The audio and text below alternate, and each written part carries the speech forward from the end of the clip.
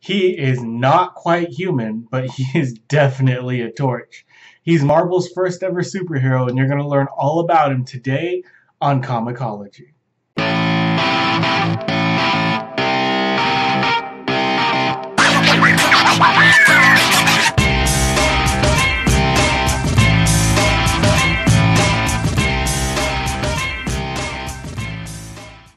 The Human Torch made his debut in Marvel Comics #1, along with some other notable characters, which of course we'll be getting into later.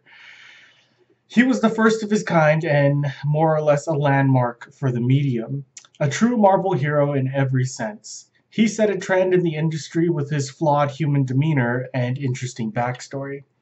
He was not quite a monster, but he was not quite a hero either. He had a tragically lost soul and a harsh upbringing. He was definitely an outcast, struggling to find his place in the world. These are definitely heavy themes for something that's being published in what is essentially funny books for kids, right? Well, let's get into it. The first appearance of the Fantastic Firebug begins, as many great comics do, with a brilliant scientist hell-bent on achieving scientific dominance. This scientist in particular is named Phineas Horton, and he is the man responsible for creating the Human Torch.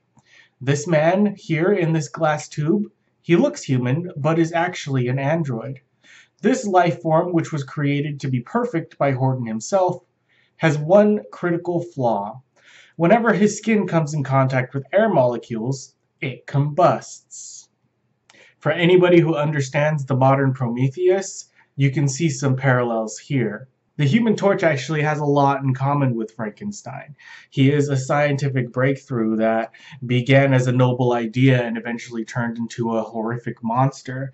A little vague there, but it is very interesting how Phineas Horton and Dr. Frankenstein sort of have the same parallels. They both want to create a life form that will be perfect. They both want to reach out to avenues beyond mortal comprehension, and they both end up deeply regretting their decisions. At first, people are terrified of the Human Torch, and word quickly spreads around town. A group of scientists show up in Horton's house to see the android, but are alarmed when the sudden burst of flames appears uncontrollable. They agree that it would be unreasonable to kill the creature, so instead they decide the best thing to do would be to bury it alive. Sounds logical to me.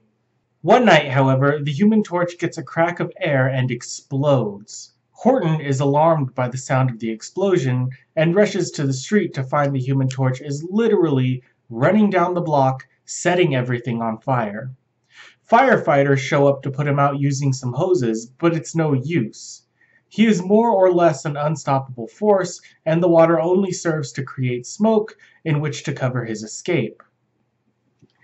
I love how powerful the torch appears in this scene. The story doesn't shy away from the destructive power of his flames. Making his way through a neighborhood, the torch finds a backyard with a pool. He jumps inside hoping to douse his flames, and this works for a while.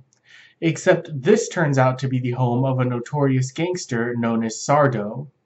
Immediately, he puts together what's going on and plans to use the power of the torch to extort some sort of local businesses for profit.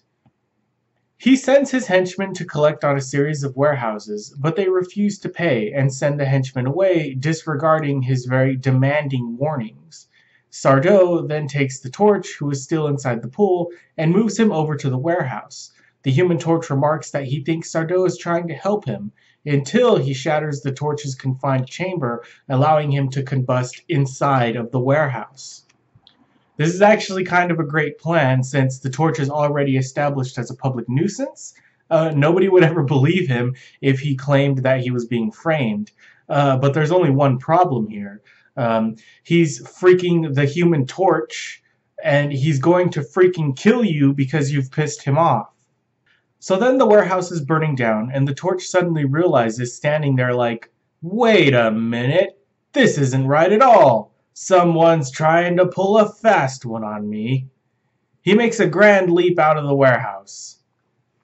For those interested, this panel right here is the first ever panel of the Human Torch in flight. Back at Sardo's estate, the Human Torch just barges in and he is very angry. And Sardo is making this face like, oh yeah, I forgot, he's totally deadly in a way that's beyond human comprehension.